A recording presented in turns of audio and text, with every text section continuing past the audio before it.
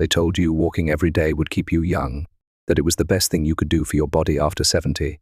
But what if that advice wasn't the whole truth?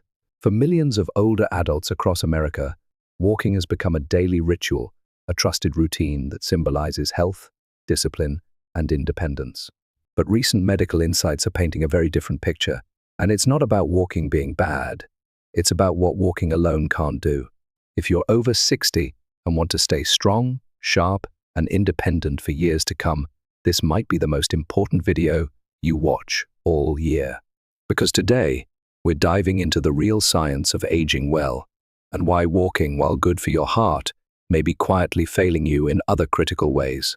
Let's begin with a question that might change the way you think about your daily steps. Have you ever wondered if the thing you trust most to keep you healthy might actually be holding you back? For decades, walking has been praised as the ultimate low-impact exercise for older adults. It's simple, accessible, and often recommended by doctors.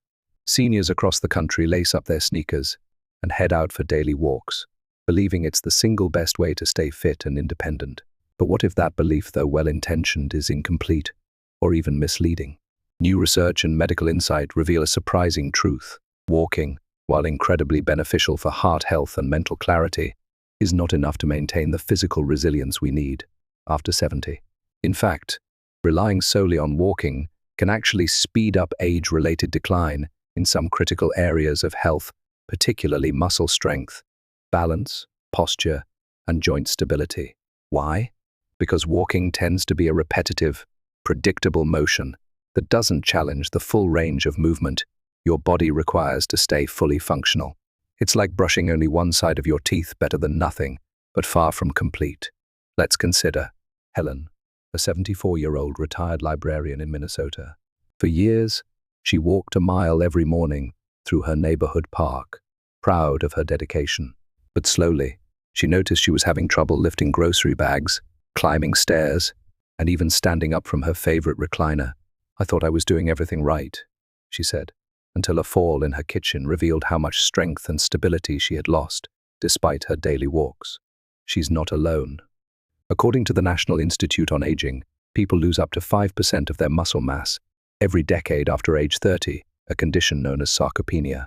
By age 70, the decline can dramatically affect quality of life, making everyday tasks feel harder and more dangerous. And here's the kicker.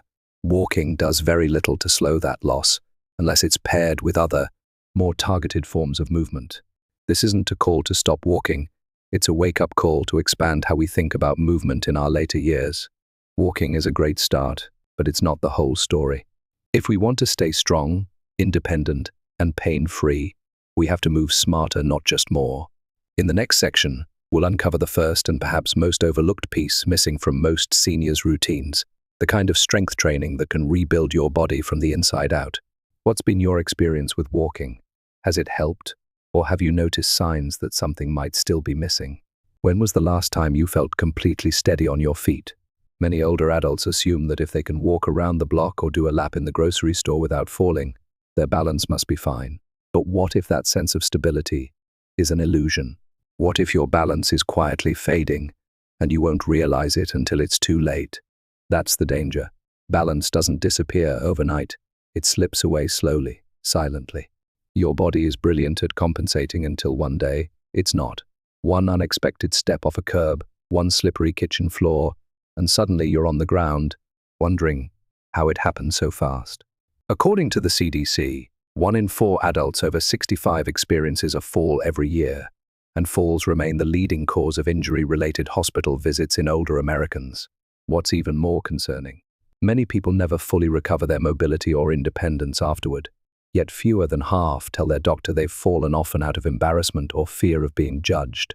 The problem is that walking alone doesn't train your body's full balance system. Sure, it moves your legs forward, but it doesn't activate your vestibular system, inner ear balance, proprioceptors, the sensors in your muscles and joints, or the small stabilizing muscles that protect you when the ground beneath you shifts. Take Carol, a 73-year-old former music teacher in Oregon. She walked 2 miles every morning for years, rain or shine. She considered herself fit and active. But one winter afternoon, as she stepped off a curb to check her mailbox, Her foot slipped slightly, and for a split second, she felt herself falling. She caught herself just in time, heart pounding, but the moment stayed with her. "It shook me," she said. "I realized how close I was to a very bad injury." After seeing a physical therapist, Carol learned that although walking helped her endurance, her balance reflexes had dulled. The therapist introduced her to simple, effective balance drills like standing on one leg while brushing her teeth or practicing heel-to-toe walking in the hallway. Within weeks, she noticed improvements, steadier footing, quicker reflexes, and more confidence in unpredictable situations. These exercises don't just reduce fall risk, they actually enhance brain function. The cerebellum, the part of your brain that controls balance and movement, shares deep neural pathways with areas responsible for memory and cognition. Studies now show that improving physical balance can also help sharpen your mind. So, while walking may be keeping your legs moving, it's not preparing you for the unexpected, and it's the unexpected that causes falls. In the next part, we'll explore another silent thief of independence, the slow but steady loss of flexibility, and what you can do to reclaim comfort and mobility in your everyday life. Have you ever had a close call with a fall? What's one small change you've made or could make to feel more secure on your feet? How often do you notice stiffness when reaching, turning, or bending, and just chalk it up to getting older? It's easy to shrug off tightness in your neck, back, or shoulders as just part of aging. But the truth is that stiffness is often a red flag, your body's way of telling you that your flexibility and mobility are slipping. And if left unchecked, it can slowly steal your independence one movement at a time. Flexibility isn't just about doing yoga or touching your toes. It's about being able to move freely and comfortably through your daily life. Turning your head to check for traffic, bending down to tie your shoes, reaching for something in a kitchen cabinet, these small motions become harder, slower, or even painful as muscles tighten and joints stiffen with age. According to the American College of Sports Medicine, adults over 65 lose a significant portion of their flexibility each decade unless they actively work to maintain it. This decline not only affects how well you move, but also contributes to poor posture, balance issues, and even increased joint pain. Take Bill and Linda, a retired couple in their late 70s living in North Carolina. Bill walked every day and considered himself active, but he began to notice that getting out of bed felt harder and bending over to pick up the newspaper strained his lower back. Linda, who enjoyed gardening, found that twisting and reaching to tend her plants caused shoulder pain. They both assumed it was normal aging until their daughter, a physical therapist, encouraged them to try a basic stretching routine. They started with simple movements, neck rotations, shoulder rolls, and seated forward bends. Within a few weeks, they noticed less stiffness in the morning and more comfort throughout the day. Linda could reach higher shelves again, and Bill said tying his shoes no longer felt like a wrestling match. Even 5 minutes of daily mobility work can create remarkable change. Movements like cat-cow stretches, gentle torso twists, or leg swings help keep your joints lubricated and muscles more pliable. Improved circulation, reduced inflammation, and even better energy levels are all added bonuses.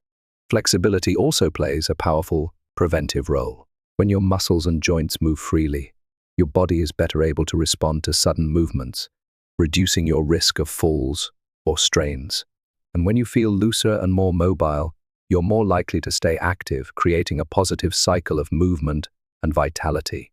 In our next section, we'll focus on a part of the body most people ignore until it starts to hurt: the core. What if poor posture and weak abdominal muscles are secretly undermining your mobility and even your breathing? What movement has become noticeably harder for you lately? Reaching, twisting, bending, or something else? Share your experience so others can see they're not alone. Have you ever caught a glimpse of yourself in the mirror and wondered, when did I start slouching like that? As we age, it's common to think that poor posture is just a cosmetic issue or an inevitable part of getting older. But the truth is, declining posture is often a warning sign of weakening core muscles, and it can quietly affect everything from your breathing and digestion to your balance and stability. Your core isn't just about abs, it's the entire group of deep muscles in your abdomen, back, and pelvis that work together to support your spine and keep your body upright. When these muscles weaken, your posture collapses. You may begin leaning forward, rounding your shoulders, or feeling discomfort when standing for more than a few minutes. Over time, this not only leads to back and neck pain, but can also restrict your lung capacity by up to 30%, limit your ability to digest food properly, and dramatically increase your risk of falls.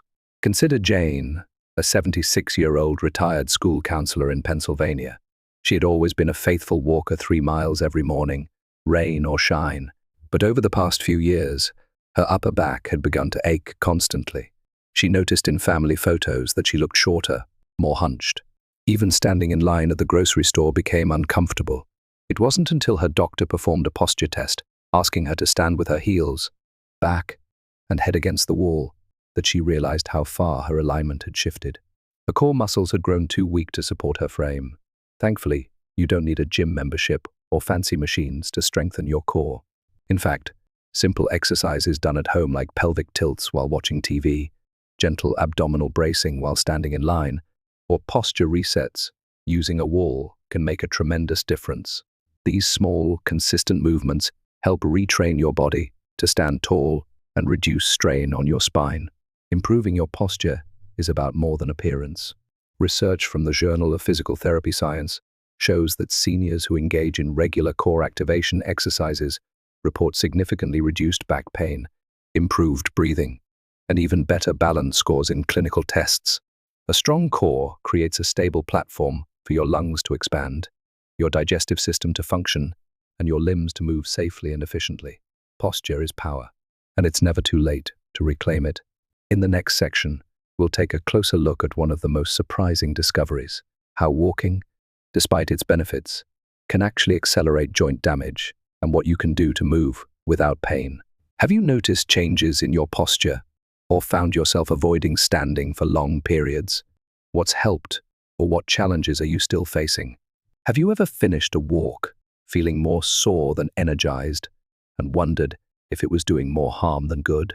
For years, walking has been hailed as the go-to exercise for older adults: low impact, heart healthy, and simple to do. But here's a lesser-known truth.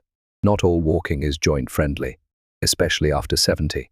As we age, our joints become more vulnerable to wear and tear, and walking on hard surfaces like sidewalks, concrete, or shopping mall floors can quietly take a toll. That's because the natural cushioning in our joints, our cartilage, starts thinning as we get older. At the same time, our bodies produce less synovial fluid, the slick substance that keeps joints gliding smoothly. When this happens, each step creates more friction, and that friction builds over time. It's not about how far you walk, it's about how your body absorbs the impact. Take Robert, a 78-year-old retired mechanic from Arizona. For decades, he walked every morning, rain or shine. But in recent years, he began noticing pain in his knees that lingered long after his walks were over. At first, he thought he just needed better shoes. But after seeing a joint specialist, he learned his walking routine, combined with years of pounding on pavement, was accelerating the breakdown of his knee cartilage. Thankfully, Robert didn't have to give up moving, he just had to change how he moved. He switched to using a recumbent bike 3 times a week, added water aerobics at his local YMCA, and began doing simple chair exercises on non-pool days. Within 6 weeks, his pain reduced significantly, and he reported sleeping better, moving more freely, and needing fewer over-the-counter pain relievers. If you notice joint soreness after a walk, especially in your knees, hips, or ankles, that's your body talking. It may be telling you it's time to explore low-impact alternatives. Water-based exercises are especially powerful. The buoyancy reduces up to 90% of your body weight, while still offering enough resistance to strengthen muscles. Cycling, elliptical trainers, or Tai Chi are also joint-friendly options that protect mobility without the pounding. One overlooked fact: different types of movement help spread synovial fluid through your joints like oil in an engine.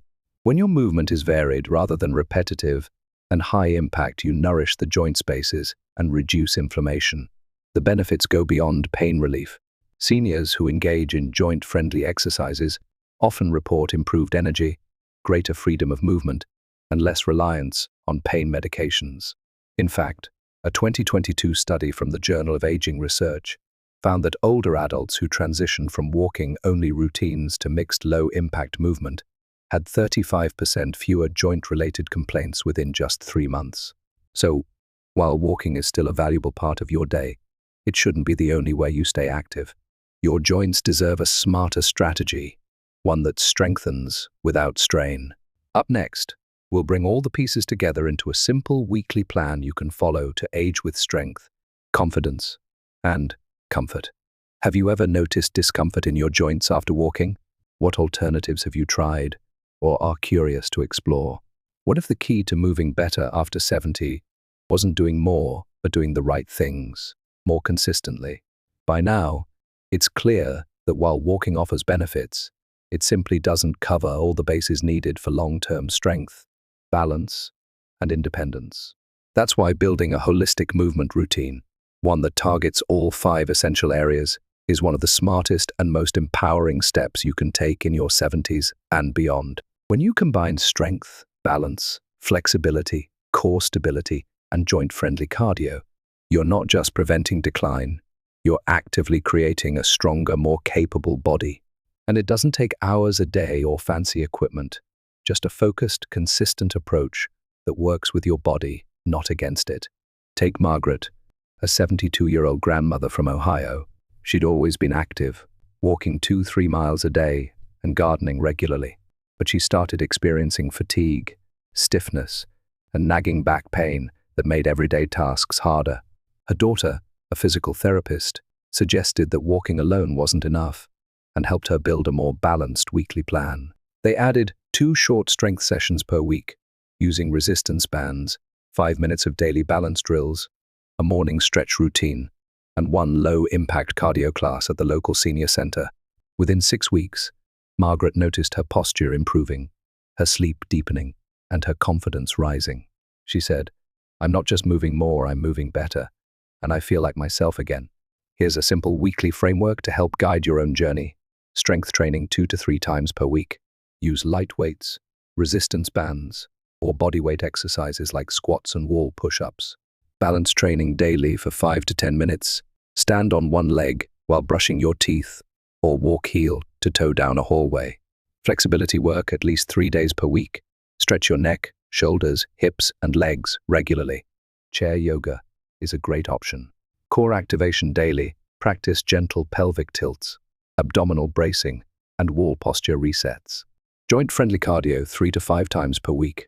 Mix in swimming, recumbent biking, or walking on softer surfaces.